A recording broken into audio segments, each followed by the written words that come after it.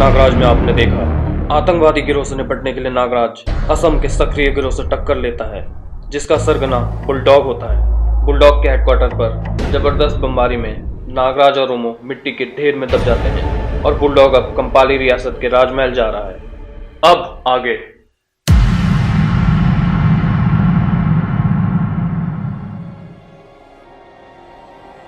कंपाली हिल।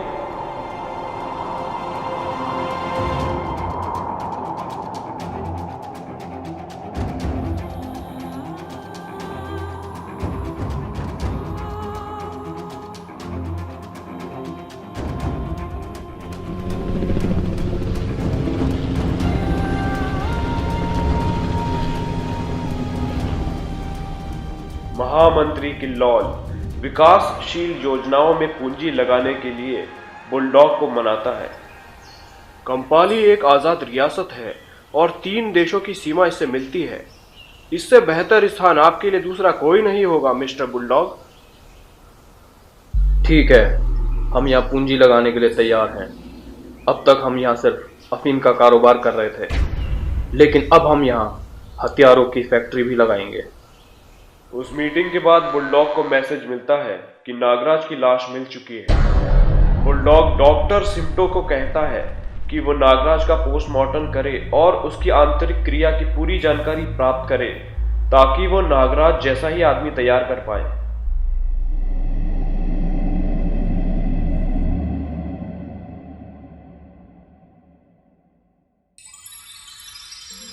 Nagraj telepathy के जरिए doctor के मन में कहता है, तुम्हारी जिंदगी अब मेरी मुट्ठी में है, तुम मेरे गुलाम हो। सबसे पहले मेरे अंदर ऑक्सीजन का स्टॉक पूरा करो और फिर मेरे हिसाब से रिपोर्ट तैयार करो। ठीक है, तुम जो कहोगे मैं वही करूंगा।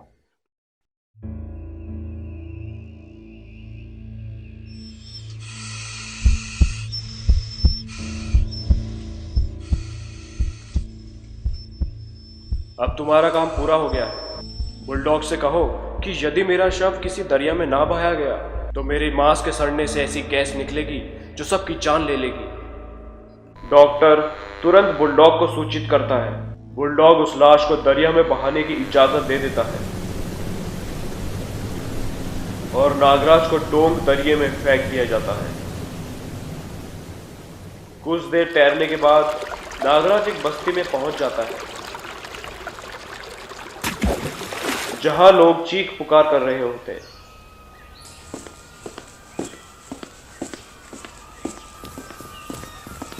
नागराज एक गांव वाले से पूछता है कि ये भगदड़ कैसी। वो बताता है कि कामरू नाम का एक गुंडा इस बस्ती में विदेशी लोगों की अय्याशी के लिए लड़कियां उठाकर ले जाता है। तभी उन्हें एक लड़की की चीख सुनाई देती है।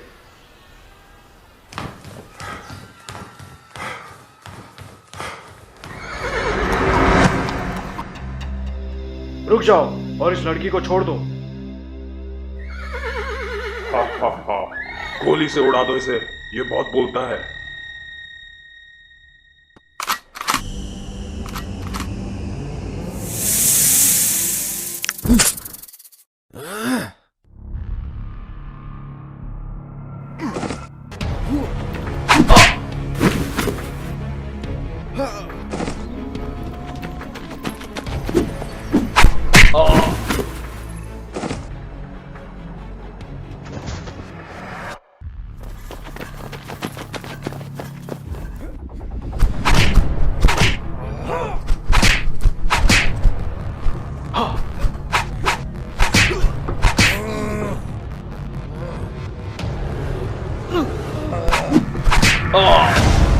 अंत में नागराज कामरू को मार देता है।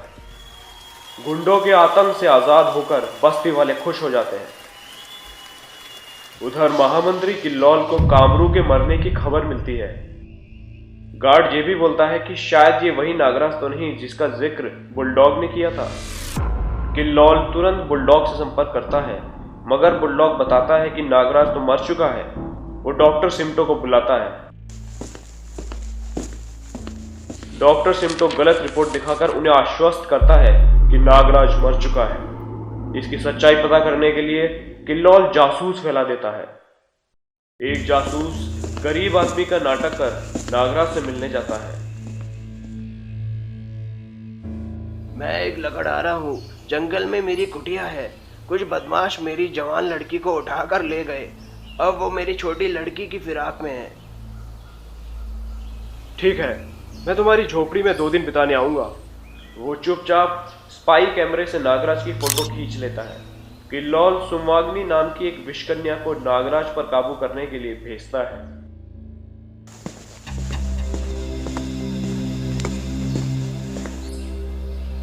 क्या आप ही देवता नागराज है? हाँ, तुम कौन हो? एक अभागे लकड़हारे की बेटी। मेरे पिता की हत्या कर दी गई है। उन्होंने दम तोड़ते वक्त बताया कि आप हमें इंसाफ जरूर दिलाएंगे। हाँ, तुम चिंता मत करो, मैं तुम्हें इंसाफ दिलाऊंगा। तुम यहाँ बेफिक्र होकर विश्राम कर सकती हो। जब रात को नागराज सो रहा होता है तब सुमवाग्नी नागराज को काट लेती है।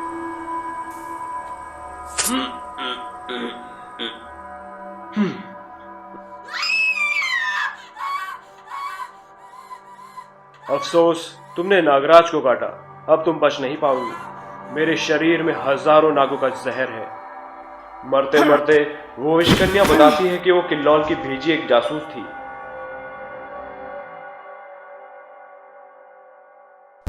सुबह नागराज किल्लौल से लड़ने जैसे ही निकलता है, उस पर हमला हो जाता है।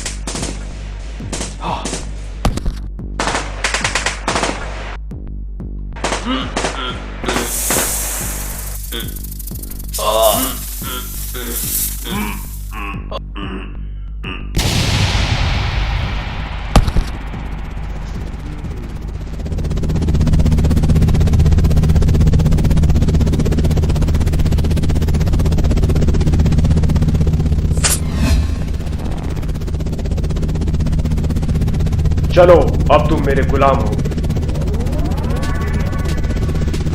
वो हेलीकॉप्टर में किल्लौल की तरफ चल देता है। किल्लौल ये सब देखकर डर जाता है और बुलडॉग के किले की ओर रवाना हो जाता है। नागराज की फोटो देखकर बुलडॉग को यकीन हो जाता है कि ये नागराज ही है। इस रिपोर्ट और फोटो से इस बात की पुष्टि होती है कि वो नागराज ही है। ओह गॉड, ये कैसा संभव है? इसका मतलब डॉक्टर सिम्टो ने मुझे धोखा दिया है। फिर वो किल्लौल को अपना प्लान समझाता है।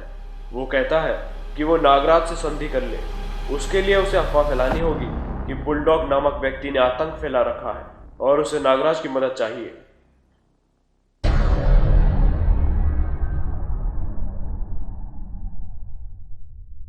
महामंत्री किल्लौल, हमें नगरवासियों से बहुत सारी शिकायतें सुनने को मिल रही है। इसका जिम्मेदार कौन है? मुझे सफाई का अफसर दिया जाए महाराज। मैं मानता हूं कि बस्ती के लोगों का आरोप सही है, परंतु इसके पीछे एक विदेशी मेहमान का हाथ है जिसका नाम है बुलडॉग। ये सब उसी के गुंडों का कारनामा है। किल्लौल बुलडॉग से जंग लड़ने की बात करता है और पुराने किले में हमला करने को कहता है। नागराज खुद वहां जाने की बात करता है। शाम के समय नागराज सम्मोहन शक्ति से किल्लौल से सच जान लेता है और फिर पुराने किले पर नागराज की एक नाटकीय जंग होती है। नकली बुलडॉग का खात्मा कर नागराज तीव्रता के साथ राजमहल पहुंचता है। महाराज, आपको इसी वक्त मेरे साथ जलमहल चलना होगा। क्यों, क्या बात है? आप खुद अपनी आंखों से अपने महामंत्री के कारनामे देख लें, तभी आपको यकीन आएगा। ठीक है, हम तैयारी करते हैं।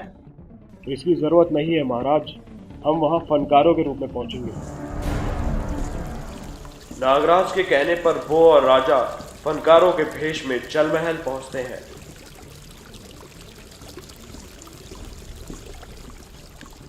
किल्लौल उन्हें अपना कमाल दिखाने को कहता है।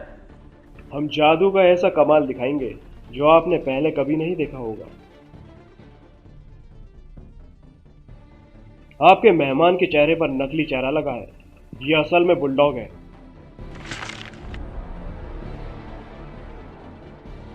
दूसरा कमाल, अब मैं अपने दोस्त को राजा कौटिल और खुद को नागराज बनाऊंगा।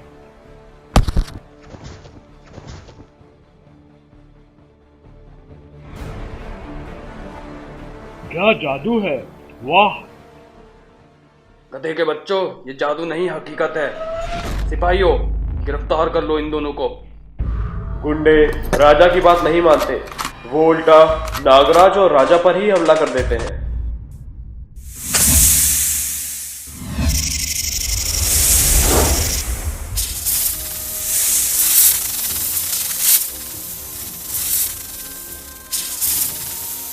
तभी एक धमाका होता है।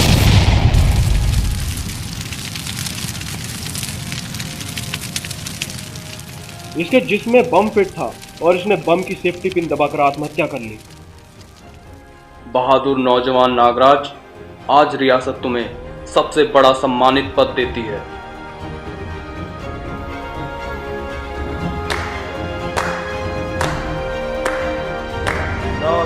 नागराज